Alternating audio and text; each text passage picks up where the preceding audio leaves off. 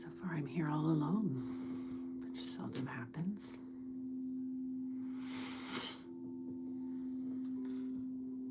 Just give everyone a couple minutes to hop on.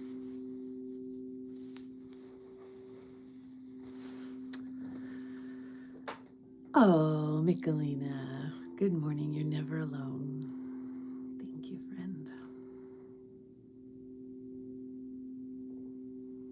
There's definitely a lag in when people join and when it shows that people have joined, I think, on YouTube. That's what I'm suspecting.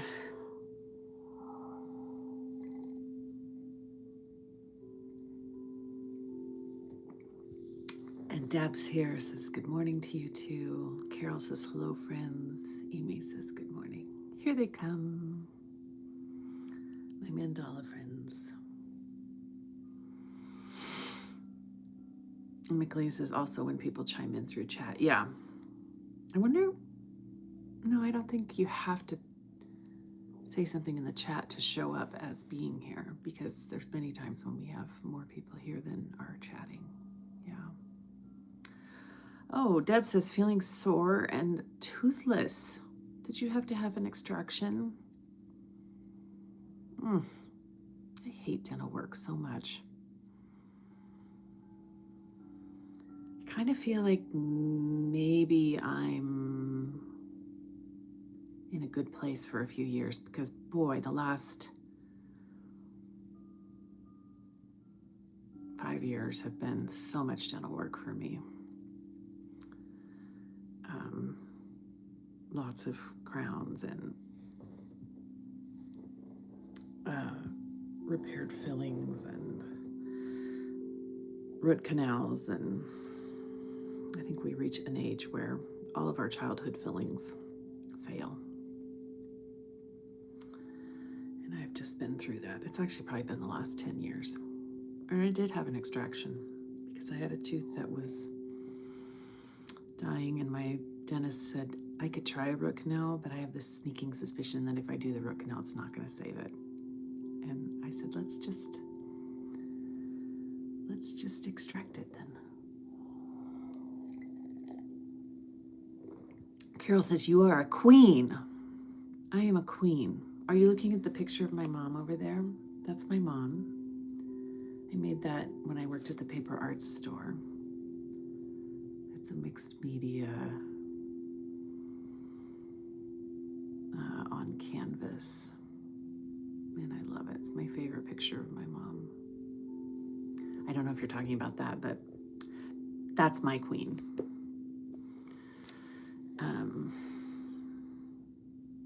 But I can be a queen too.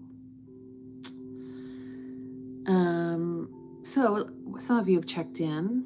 Do any of the rest of you have check-ins? I need to pause. I'm feeling successful. Carol says, no, all the crowns in your mouth. Yes, I am a queen. I have many crowns in my mouth. Deb says surgery, oral last week and dry socket for days. Oh, here to chill out. And doctor this morning, yet last of accident teeth are now out, and emotional release for sure. Oh, yeah. Yeah. Michelina says checking in fluttery with anticipation. And Amy says checking in excited on my way to ski. Oh my gosh.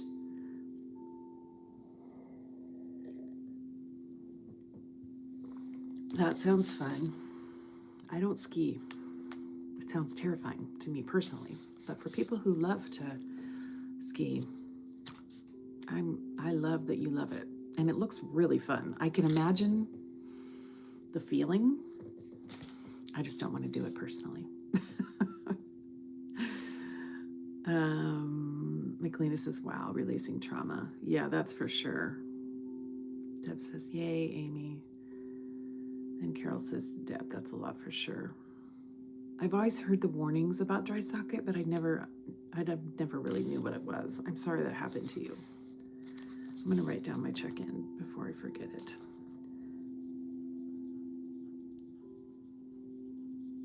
I had a really good work week, and I stepped out of my comfort zone a couple times, presented to some big wiggy wigs that I don't even know who they are. And they asked me some really hard questions, and I was able to answer them, and I felt really empowered, and I got a shout out from my manager. So feeling empowered at work, and I did not start off this year feeling empowered at work, so it's a good feeling to end the year on.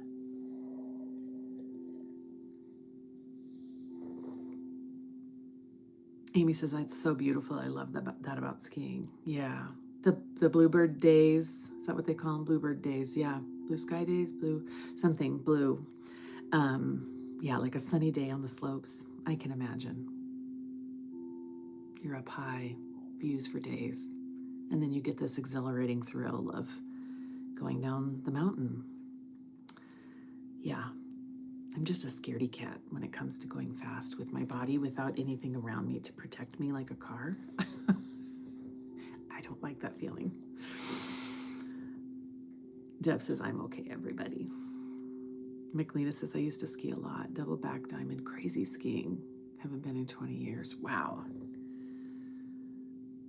Amy says, Deb, sending pain relief. Ouch. McLeana says, hooray, good shift with work. Carol says, now it's not about teeth, Kathy. You are a queen. Congrats on a great work week. Bluebird day. Yeah. Okay. And McLean says, I've always wanted to fly, so skiing came pretty close. Yeah, I bet.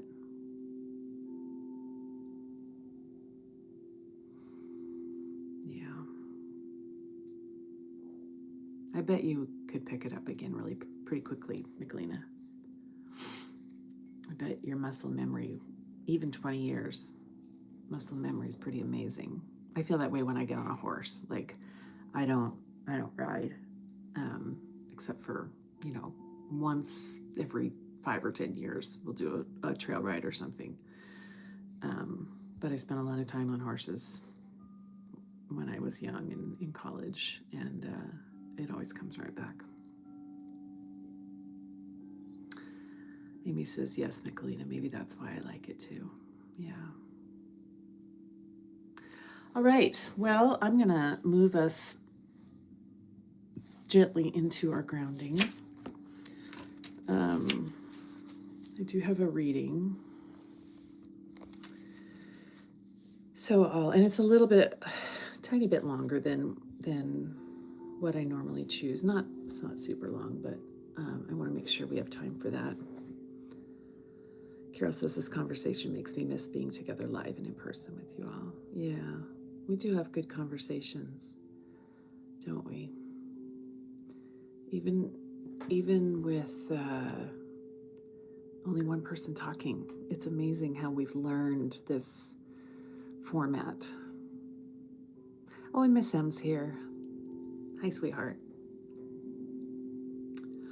I am having a hot flash as we speak. I'd like to open a window. I think I'm going to do that. Just a crack. Okay. Oh, that feels so good. It's very windy here today. You might hear the wind. Can I tell you something? It was 67 degrees here yesterday. Okay, that's not grounding. Let's go to grounding, and then I'll come back and talk about that.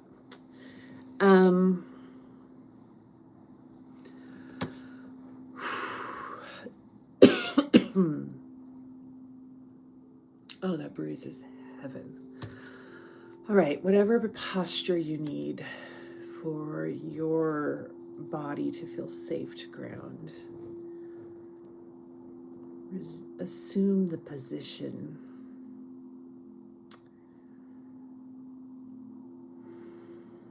And then begin to focus on your breathing.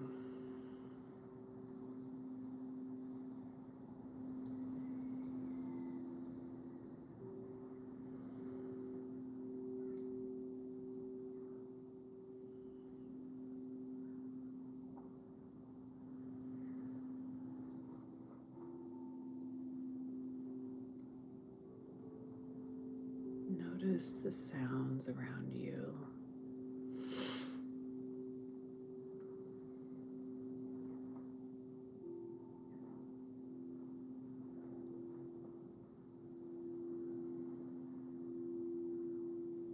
Notice your breath. You might try to intentionally make your breath a little longer. Maybe your exhale a little longer than your inhale.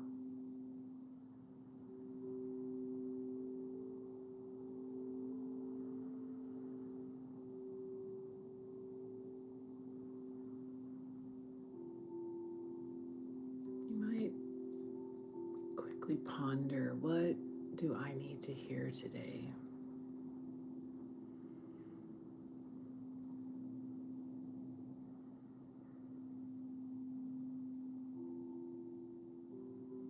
And then say it out loud to yourself.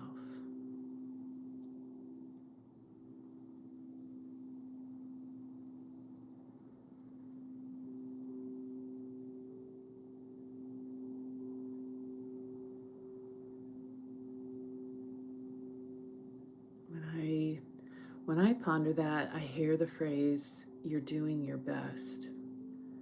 But sometimes I think we say that to people as some sort of consolation prize. And that's not how I want to hear it today. I want to hear, you are doing your best. And I want to soak that in.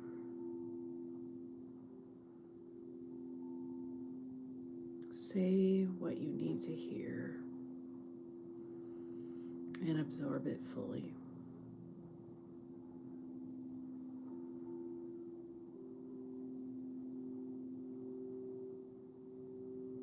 Without inserting a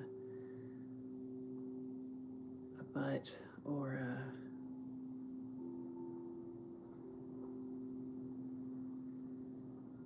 not really. Just feel it.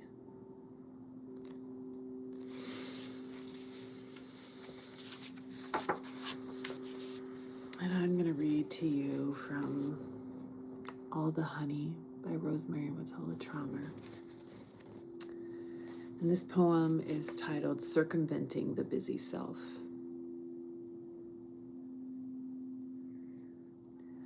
What I need today is a chair, the big upholstered kind that sighs when I sit into it, the kind that holds me the way I used to imagine a cloud would hold me.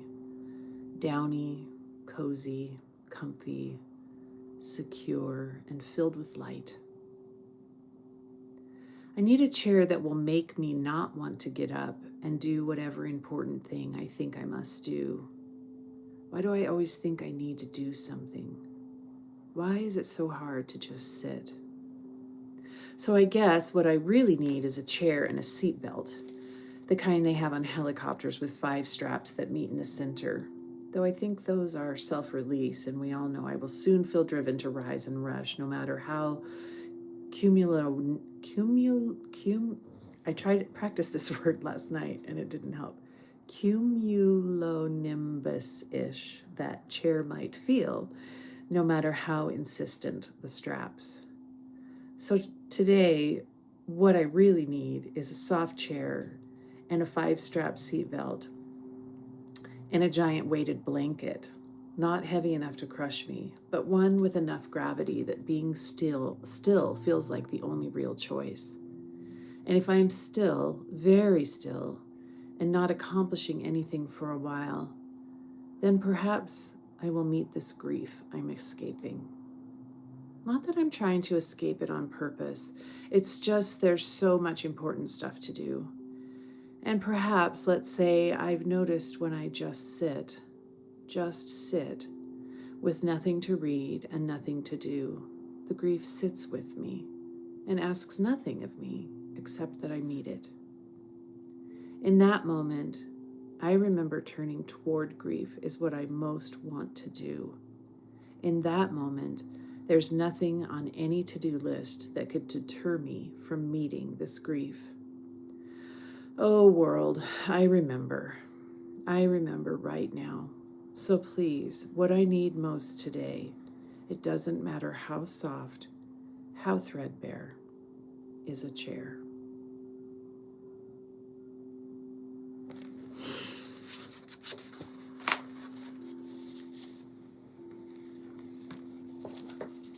And with that, we can come to the page together.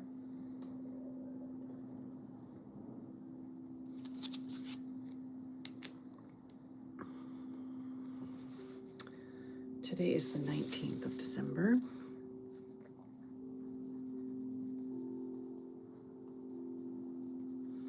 And it is Friday. I have a birthday, a child with a birthday in 5 days. I need to think about that.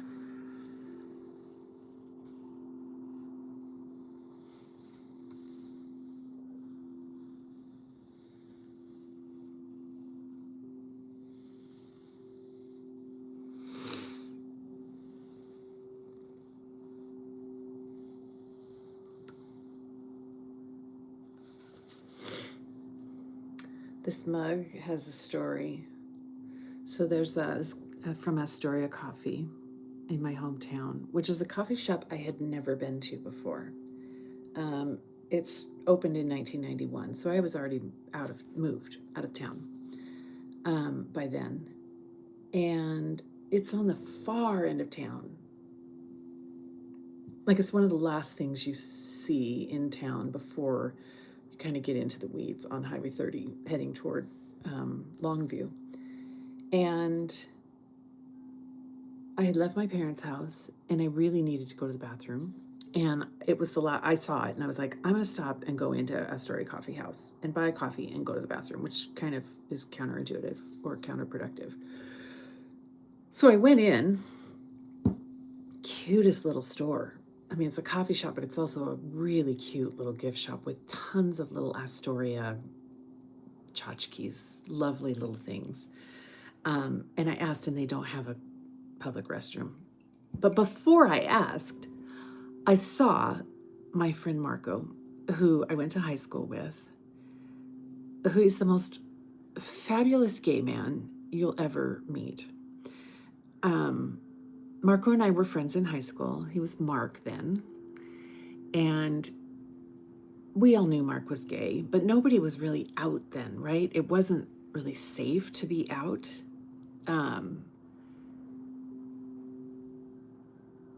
And Mark, never dated it. That was definitely not safe. But I was so thrilled to see him because I had seen him at one of our reunions, I think our 25th reunion. We had spent quite a bit of time talking, reminiscing about, we took French together, reminiscing about French class and our French teacher, who was an amazing teacher, but the quirkiest, weirdest, like just prime personality to be made fun of in high school, right? Amazing teacher though, and I adore her to this day. And I've talked to her multiple times when I've gone home. Anyways, I reconnected with Marco that day.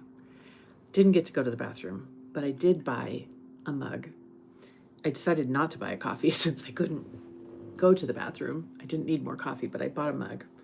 And now I have Marco's phone number, and pretty much every time I go home, we meet for a drink or dinner or coffee or whatever. I love to connect with him. And I'm so proud of him because he stayed in Astoria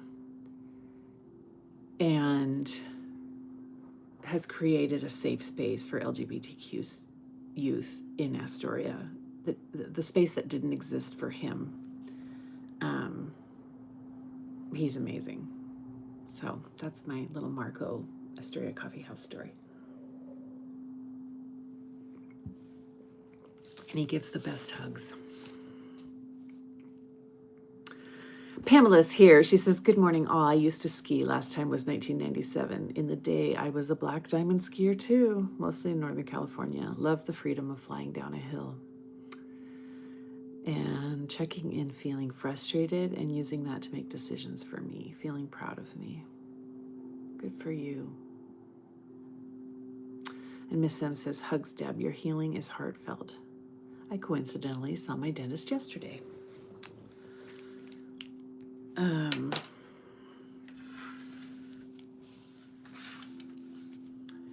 Yeah.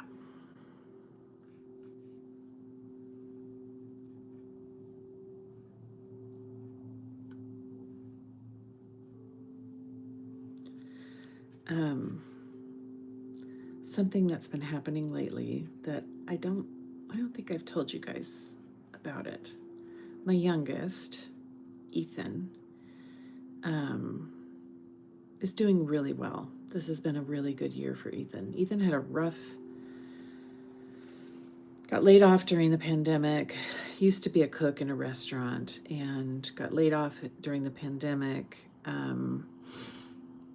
went on unemployment. And that was when unemployment paid more than any job would, because Washington was very generous with their unemployment payments during the pandemic, and then the federal money, of course.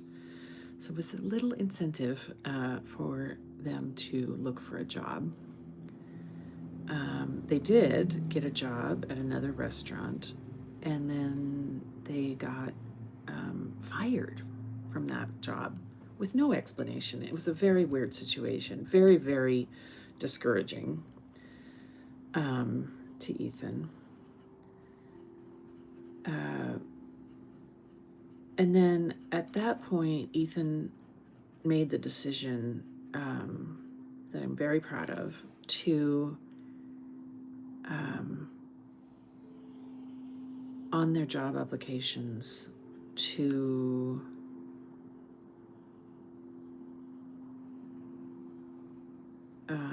indicate that they are non-binary. And it took 1.5 years for Ethan to find a job. And that was extremely discouraging because, there's no way of knowing if it had anything to do with their gender status. But one could surmise or assume that that may have played a role in some applications, although legally it shouldn't, but there's no way to prove that. So it was a rough 18 months. And since then, they got a job 1 year ago at a spice company that started in Spokane back when I lived there. I remember them at the farmer's market selling their spice blends. It's called Spiceology. And they got a job working in their distribution center, so packing orders. And Ethan has excelled in that job like nobody's business. So this is their busy season. It's actually winding down now that we're getting so close to Christmas, but they've been on a normal non-Christmas day, they are packing maybe 500 boxes a day. And during the Christmas season, they've been packing 1,500 boxes a day. And they have all the other workers paired at a packing station. So there's 2 people using the same packing station. And Ethan packs as much as 2 people by themselves. So they're excelling. They're doing really, really well in this job. And they're just doing really, really well. Ethan's had some mental health opportunities, and is just in a really healthy spot. They get off every day at 3:30, and every day I get a phone call from Ethan on their drive home from work. And it has been so delightful to chat daily.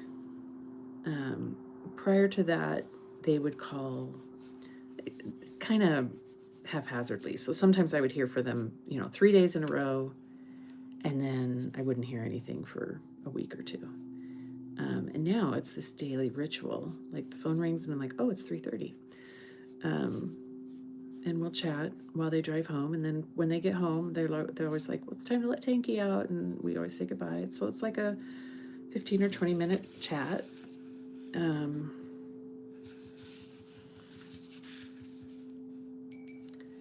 And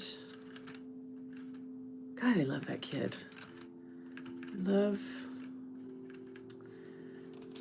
Ethan is my brilliant child.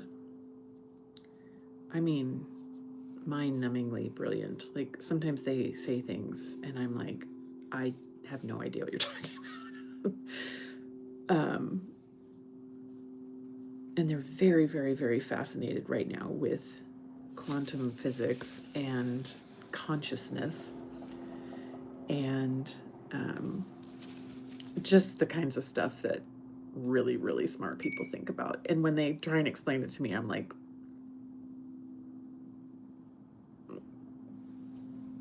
okay. But I love how passionate they are. It's been very, very lovely to kind of connect on a more regular basis with them. It makes me very, very happy.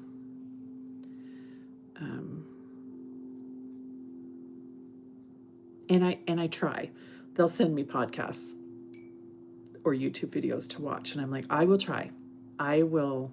Can't promise I'll watch the whole thing, but I will definitely listen. And if I can't follow it, I'm gonna stop. And they're like, I know, it's fine. I just thought maybe I'd let you, give you a chance to give it a shot. Which is, I don't know. It's just been really cool.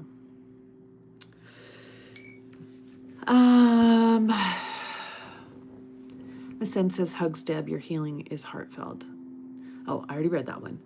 Pamela says, my mandala words, finding the sparkle in the depths of winter.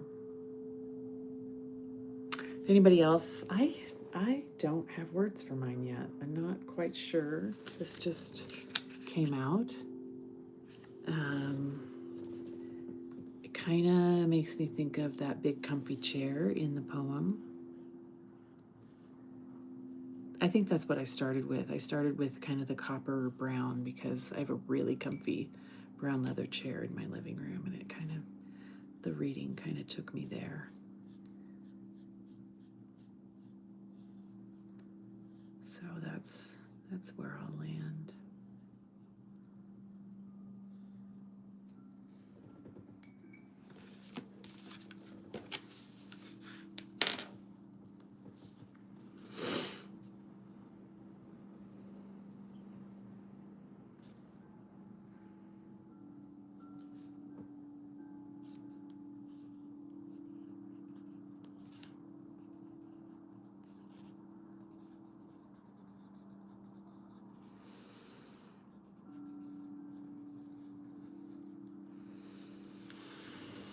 Miss M says, remembering this grief in the depth of winter. Yeah. Carol says, haven't been drawing much lately. However, thoroughly enjoying listening and being with you all. See you tomorrow. Thanks for joining, Carol. It is time. It's past time. So I will thank you all, like I do every week, for joining me. It's such an honor to be part of this circle, and you make my Fridays something more to look forward to. Even though it's the end of the work week, I think what I look forward to most is just the chance to sit and be with you all. Much love. Have a wonderful day.